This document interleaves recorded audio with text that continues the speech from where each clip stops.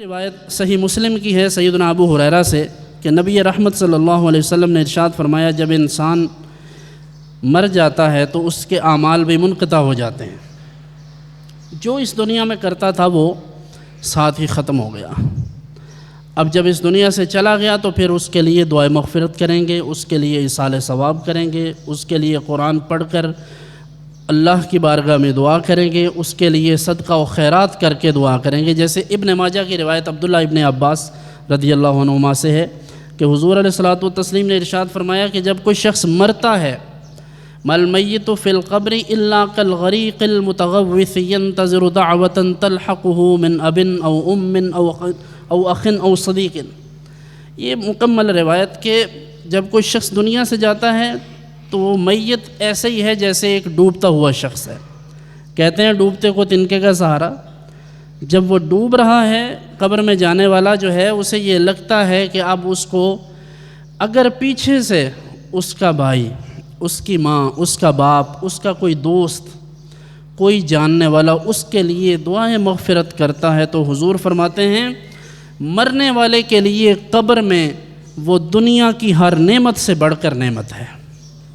یعنی وہ منتظر رہتا ہے اس بات کا کہ کوئی اس کے لیے ایصال ثواب کرے، کوئی اس کے لیے دعائے مغفرت کرے، کوئی اس کے نام پر صدقہ و خیرات کرے، اس کے مال سے، کسی غریب کا مال چھین کر نہیں، سود پر ادھار لے کر نہیں، اس شخص کے مال سے یا اس کی اولاد کرے۔ تو فرمایا تین چیزیں باقی رہ جاتی ہیں، باقی عمل تو ختم ہو جاتے ہیں۔ صدقہ جاریہ رہتا ہے، باغ لگا دیا، لوگ پھل کھاتے ہیں، کسی کو کوئی چیز لے کر، جیسے مدرسہ ہے، مسجد ہے، وقف کر دی، لوگ نہیں بھی چاہیں گے پھر بھی اللہ ثواب عطا فرماتا ہے۔ پانی لگا دیا، کولر لگا دیا، واٹر کولر لگا دیا، فلٹر لگا دیا کوئی، اس سے لوگ پانی پیتے ہیں، بھلے دعا نہیں کرتے۔ صدقہ جاریہ کا مطلب ہی یہ ہے کہ ان انٹینشنلی بھی جس کا ثواب پہنچتا رہے۔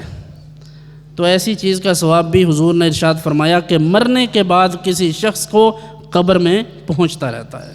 دوسری چیز او علم ينتفع به، ایسا علم جس کے ذریعے اسے فائدہ پہنچتا ہو۔ کون سا علم ہے؟ جو علم اس نے حاصل کیا، لوگوں کا بھلا کیا، لوگوں کو قرآن پڑھنا سکھا دیا، لوگوں کو دین کی تعلیم دے دی۔ اب وہ دنیا میں بھلے نہیں رہا لیکن اس کے شاگرد جہاں جہاں قرآن پڑھتے ہیں، جہاں جہاں حدیث کی تلاوت کرتے ہیں، جہاں جہاں فقہ پڑھتے ہیں، جتنا بھی وہ درس اور تدریس کا سلسلہ ہوگا اس سارے کا آٹومیٹکلی ثواب اس شخص کو قبر میں پہنچے۔ تیسری چیز وَوَلَدٌ صَالِحٌ يَدْعُو لَهُ، ایسا بیٹا، ایسی اولاد جو نیک بھی ہو اور مرنے کے بعد اس شخص کے لیے دعائے مغفرت بھی کرے۔